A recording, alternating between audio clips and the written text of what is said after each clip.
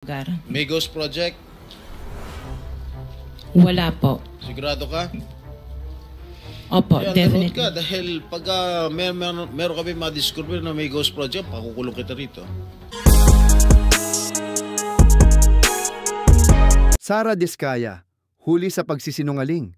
Sa Senate hearing na ginanap kamakailan, muling nabunyag ang mga kahina-hinalang impormasyon tungkol kay Sara Diskaya. Sa nasabing pagdinig, iginiit ni Diskaya na mahigit 20 taon na raw silang mag-asawa sa larangan ng construction. Ngunit, taliwas ito sa kanyang naging pahayag sa isang panayam kay Corina Sanchez, kung saan sinabi niyang wala silang pera noong panahon ng Bagyong Ondoy, kaya napilitan umano silang umutang, kabilang na ang pagluwan sa 5 hanggang 6. Dahil dito, hindi napigilan ni Senador Jinggoy Estrada ang mainit na pagtatanong kay Diskaya. Maging siya ay nadismaya sa mga hindi magkakatugmang pahayag ni Diskaya at binalaan ito na maaari siyang makulong kapag napatunayan sa susunod na pagdinig na mayroong ghost projects ang kanilang mga kumpanya. Sa nasabing hearing ng Senate Blue Ribbon Committee na pinangungunahan ni Senador Dante Marcoleta, lumabas pa ang mas nakakagulat na impormasyon. Hindi lang pala 2, kundi 6 na construction companies ang pagmamay-ari ng mag-asawang Diskaya. Ang mga kumpanyang ito ay aktibong nag-ooperate sa iba't ibang bahagi ng Pilipinas. Hindi lang iyon. Nabunyag din na may 28 luxury cars, umano ang mag-asawa. Sa isang panayam kay Julius Babao, sinabi pa ni Diskaya na may 40 silang sasakyan at ang bawat isa ay nagkakahalaga ng 20 milyon piso. Pinilit ni Senador Estrada na paaminin si Diskaya kung sino ang kapit niya sa Department of Public Works and Highways, DPWH, dahil tila palagi silang nananalo sa bidding. Ayon sa impormasyon ni Estrada, si Sara Diskaya raw ang unang nakakakita ng mga proyektong inilalabas ng DPWH na siya ring napupunta sa kanilang mga kumpanya. Sa gitna ng pagdinig, tinanong ni Estrada si DPWH Undersecretary Maria Catalina Cabral kung maaaring kumpirmahin ang pagkakaroon ng ghost projects. Ngunit tumanggi si Cabral na magbigay ng tuwirang sagot. Hindi ko po masasagot na kumpirmado. Hindi po, dahil hindi ko alam ang buong operasyon. Tapos na yung 5 minutes mo. May opening ka pa kasi. O sige, News pagbibigyan report. kita. Madam Diskaya, Sara, it is common knowledge that you own 9 companies, namely St. Gerard, St. Timothy, Alpha and Omega, Elite General Contractor and Development Corporation, St. Matthew, Great Pacific Builders, YPR General Contractor, Amethyst Horizon Builders, and Waymaker OPC. Am I correct? Yes po. Hanggang ngayon, up to now, you own these 9 construction companies? Yes po. All right. Since you started securing contracts from the DPWH, since kailan kayo nag-umpisa? 2012? DPWH? Yes. Yes po, 2012. Pag-usapan muna natin yung 2022 hanggang 2025. Ilan na po yung naging projects nyo sa DPWH? Marami na po. Ilan nga? I don't have Mahigit the figure. 400? Mahigit 500? Within the span of 3 years. I don't have the figures po. Estimate lang po, ballpark. Give me a ballpark figure. Siguro po, mga 400 ganun. I'm not Siguro. I'm really not sure. Okay. I don't have the figures with me. Sa loob, sa bawat taon, ilang bidding ang sinasalihan mo? Marami po kaming sinasalihan na bidding. All flood control projects? No po. Ano pa yung mga projects? Buildings, kalsada. Nationwide or only in Metro Manila? Nationwide po. Nationwide. All right. Pero yung bulk ng mga projects na award sa ng DPWH, mostly sa Metro Manila. Am I correct? Hindi po, sa probinsya po. Sa iba-ibang lugar. No, the bulk of your contracts here in Metro Manila? No po, outside Metro Manila. Ang marami Where na. outside? Where outside of Metro Manila? We have in Romblon, Cebu, Bohol, Bacolod, Zamboanga. Hindi naman po kami namimili ng lugar. Migos Project? Wala po. Sigurado ka? Opo, Kaya definitely. ka dahil pag meron kami madiscover na may ghost project, pakukulong kita rito. Minimum totoo. Wala po talaga. Meron ka mga pictures na lahat ng mga proyekto ginawa mo? Yes po, Nasaan? meron po kami. Lahat ng mga 400 projects, meron kang litrato? Yes po. O i-submit mo rito sa committee. Okay po. Okay. Sa mga bidding na sinasalihan mo ng mga kumpanya mo, itong siyam na kumpanya, ilang beses kayo nanalo? At ilang beses, kung natatalo rin kayo sa Actually, bidding, I ilang don't beses kayo have the natatalo? actual figures, pero sa napanalunan, very minimal lang po talaga, mga 2%. Pero ang dami namin projects po na sinasalihan na bidding.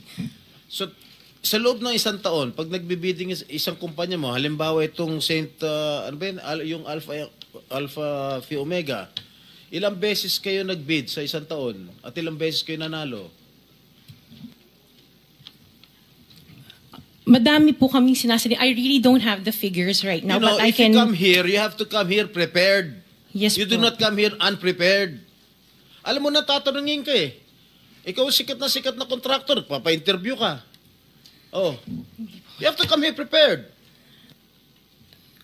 Your Honor, I am prepared for the flood control projects that you are mentioning. I have the statistics of how many I bidded and how many I lost and how many I won. Okay. You mentioned it to us right now.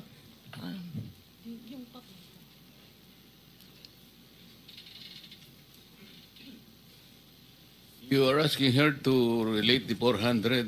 No. Parang mahirap naman yata. Hindi. 400. In 2022, I bidded for 491 projects. This is just for the flood control, Your Honor. How many projects? For 491. 491? 491. I joined the bidding. Po. Oh. This is in 2022. I only got 71 projects from the 491 na sinalinan ko po. 71 only. How many companies? This is just for Alpha and Omega po. What about the other companies? What about the other 8 remaining companies that you own? I don't have the statistics for that because I was only called as Alpha Wait, and Omega. You admitted earlier when I asked you if you own these 9 companies and you answered in the affirmative. Right now I'm asking you kung ilan yung 71 flood control projects na napanalunan ninyo. Now you're only speaking in behalf of Alpha Phi Omega. Kanina sinabi mo, ikaw may-ari ng Siam. Why can't you answer in behalf of the 8 remaining companies? Kasi po, yun lang yung na-prepare po namin for today's hearing. What about the representative of the other construction companies? Itong si Remando. How many? You're representing St. Timothy. Good morning po, Mr. Chairman.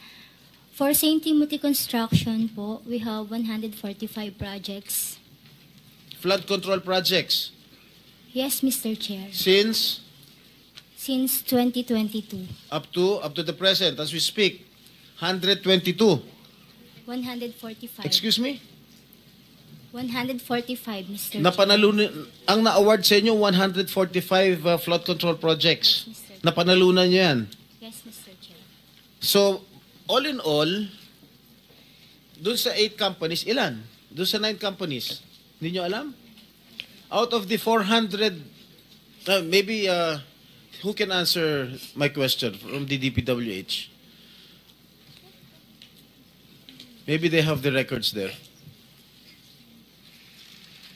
Mr. Chair, with the Just indulgence for of the the SP record- Pro Temp, Yeah.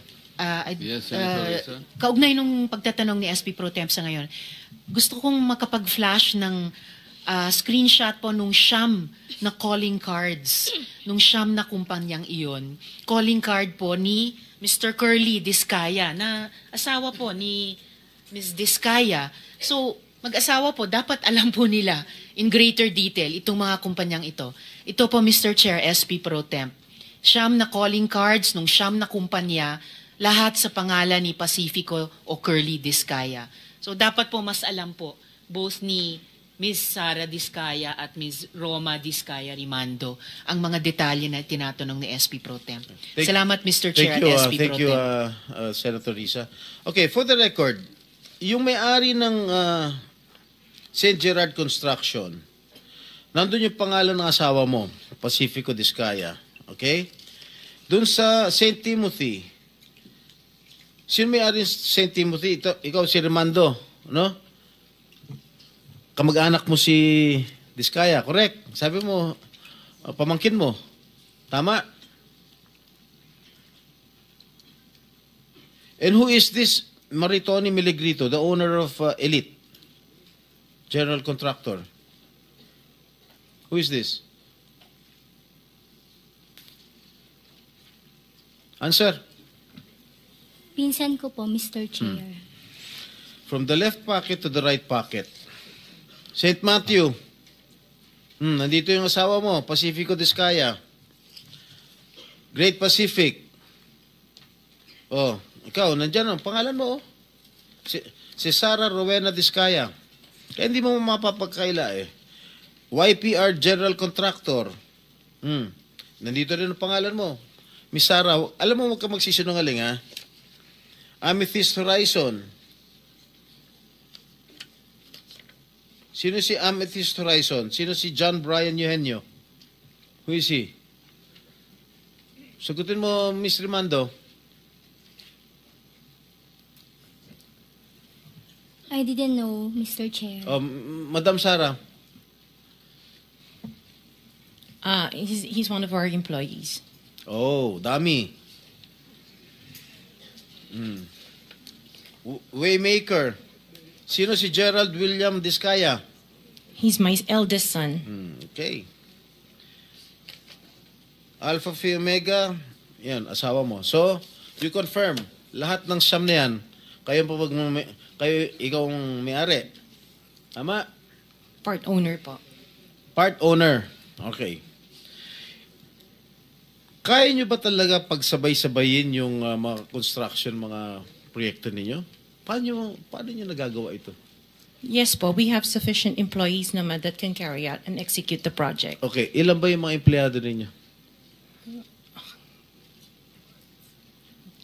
In the office po, mga 200 plus. Sabay-sabay kayong naawardan ng kontrata ng DPWH. Alam mo, nakakapagtaka dahil kayo lagi nakakuha ng DPWH contracts ha. Sino ba talaga sa DPWH ang nagbibigay sa inyo listahan ng mga projects for bidding? Turo mo na. Wala po akong knowledge po. Talaga? Ba't Yes, nakakapagtaka dahil yung siyam na construction companies niyo, yun ang laging favored, kumbaga, sa bidding. Kasi ang balita ko, isa kayo sa mga una nakakita at nakakapili ng mga projects. Bago pa mabuo ang National Expenditure Program, yung tinatawag natin na NEP. Parang menu lang sa restaurant na nakaka-order kayo kaagad. Sino ang point person nyo sa DPWH na nagbibigay sa inyo ng informasyon na ito, o para sa inyo, ito para sa kanya? Sino? Sir, wala po akong nakakausap po. Wala kang kilala sa DPWH? Wala po. Hindi kami maniniwala niyan, wala kayong kilala sa DPWH. Meron ako yung mga engineer, yung mga district engineers siya. Yun nga pala eh. Sino yung mga district engineer na nakilala mo? Pero hindi po sila nagbibigay ng project po sa akin. At tinatanong ko, wala naman ako sinasabi sa'yo kung nagbibigay sila ng project. Sino ang kakilala mo sa DPWH? Sila, mga DE po. DE Yeah, okay. ng, Sabi mo, sino?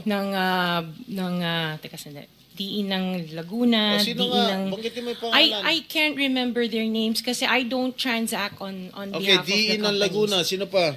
DE ng Bulacan, DE ng... Is he here? Nandito ba? Yung DE ng Laguna, DE ng Bulacan, nandito ba? DE ng Bulacan nandito. Okay, paano nyo nalalaman ang mga projects for the bidding? Sino nagbibigay ng listahan sa'yo?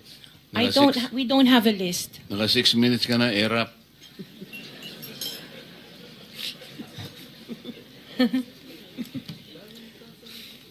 Okay, I don't have a list po. Interjection, Mr. Chair, with the permission of the SP Pro Temp. Okay. On the DPWH na binanggit po niya, Mr. Chair. Okay. Salamat, Mr. Chair, SP Pro Temp. Dahil natatanong po ni SP Pro Temp ang DPWH din in connection sa mga diskaya. I wonder, Mr. Chair, kung natignan na po, nasilip na po ng DPWH, kung may practice ang mga diskaya companies ng pagpapahiram o pagpaparent out ng lisensya nila para mag-force multiply sa capacity nila. Para kahit 200 lang daw ang staff sa opisina, kaya nilang mag-implement ng 491 projects or 71 projects, 145 projects in any 1 year.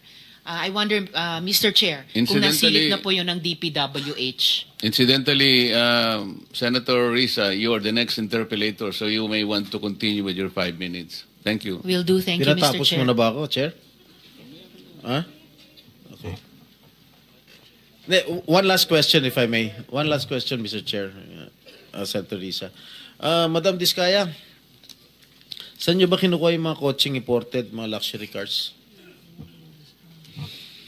Ang balita ko, dun sa interview mo, binili mo yung isang Rolls Royce dahil nagandahan ka sa payong. Tama ba? Sir, yes po.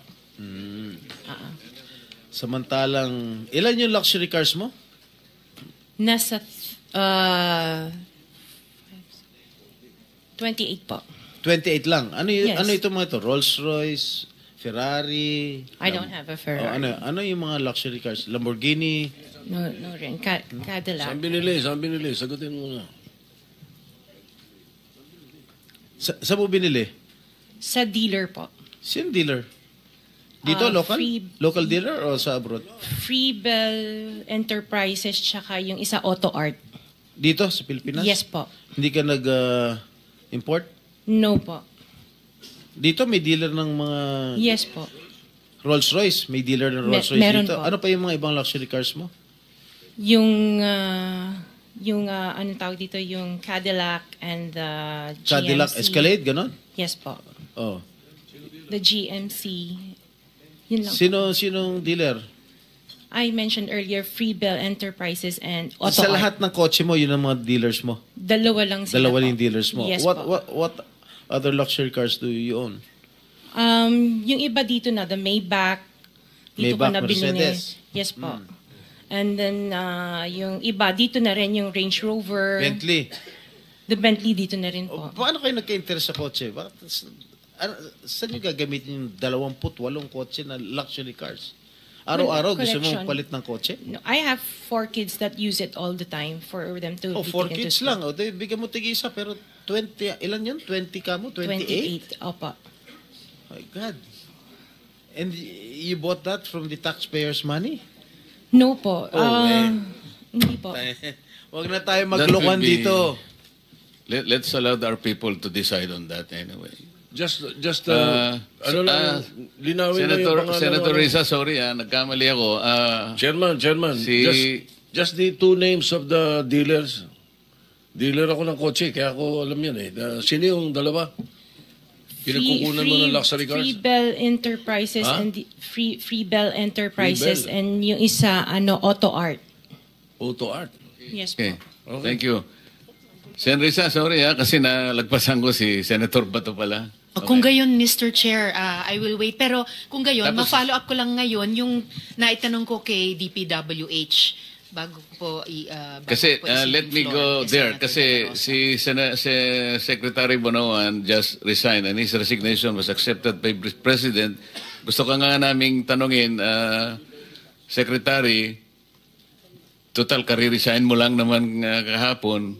Gusto mo pa bang ikaw ang sasagot o you would like to beg off and allow somebody, or have you deputized an official with you today na siya nang magsasalita in your behalf para kung gusto mo nang mag-beg off, it's up to you. Yes, Your Honor. Thank you very much for giving me this opportunity, Your Honor. Your Honor, I just want to make a manifestation that on account of the subpoena ad testificandum that I was served for this hearing, I just wish to make that on record that the President Ferdinand R. Marcos Jr. has accepted my resignation as Secretary of Public Works and Highways on effective today, September 1, 2025. So what is your pleasure, sir? In view of this circumstance, Your Honor, that effective today, September 1, and since I am no longer the Secretary of Public Works and Highways and I don't have the official capacity to represent the department, that I may be excused on the proceedings at this point in time, Your Honor. We can do that, Mr. Mr. Secretary, Chair. and we will thank you for having raised our inquiry today. But we expect that you have, before you finally exited from the public office, I think you have deputized somebody who will represent the entire department for questioning before this inquiry today. Have you done that? Your Honor, the people that had been invited from the department are all here, Your Honor. Okay. Mr. Chair. Yes, Senator Risa. Mr. Chair, bagamat gaya ng sinabi ng Chair at ni former Secretary na tanggap na ang kanilang pagbibitiw, however, I would still like to appeal at least dun sa institutional memory ni